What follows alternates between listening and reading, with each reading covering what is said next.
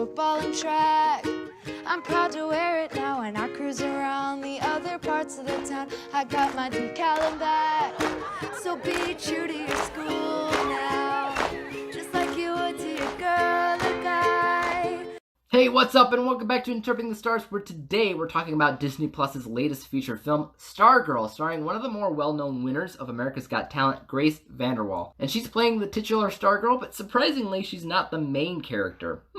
Interesting. This, of course, is a coming-of-age film, and like war films, I'm very picky when it comes down to coming-of-age. I need it to be perfect in order to really enjoy it. But does it reach that level of perfection, or is it like all the other Disney Plus films? Time to find out if this coming-of-age film is full of crinkum-crankums.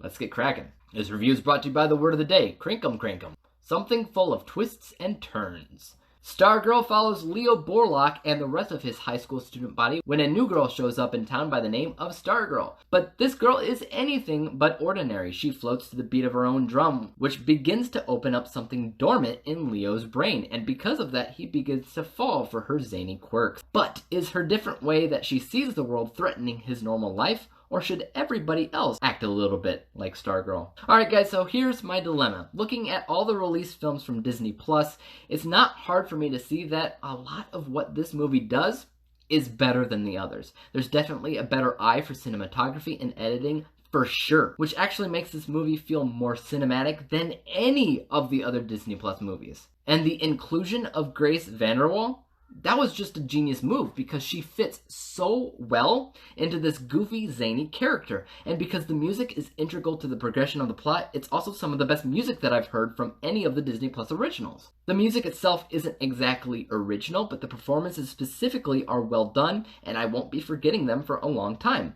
It's without question that Grace VanderWaal won America's Got Talent for a reason. She stands out.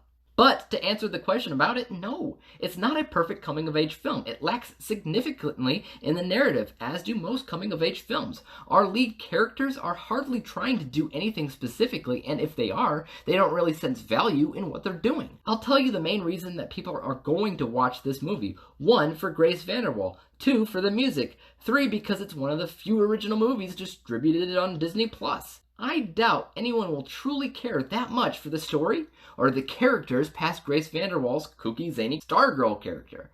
And that's honestly too bad because they could have potentially had something extraordinary here. There are some really subtle but great technical things happening in this movie, like I said before. Unfortunately, I gotta say there isn't much more that you can say about this film. That's the problem with coming of age. You can't say what it's about because it's not really about anything. You can only say what happens throughout the film. You can say, well, there's also a moral to the story, and I'd say you're right, but I mean, it is Disney, and that's usually business as usual, right? And a movie can't be about a moral to the story because then you're just saying it's a social commentary. You know what I mean? You gotta have a story goal. That's what makes everything in a movie work. That's the glue for a movie. That's the glue for the story. That's the glue for the characters and their drives. I guess I'll cut this review short and just jump straight to the final score. My unbiased view is that this film is decent enough to receive a score of 72%, and because I enjoyed the music and the kooky nature of Grace VanderWaal, my experience wasn't bad either with a bias score of 76%. Averaged together, the final score comes out to 74%. All around, it's not too terrible, but I feel like it was that close to being pretty great. But I'd like to hear your thoughts on Stargirl in the comments down below.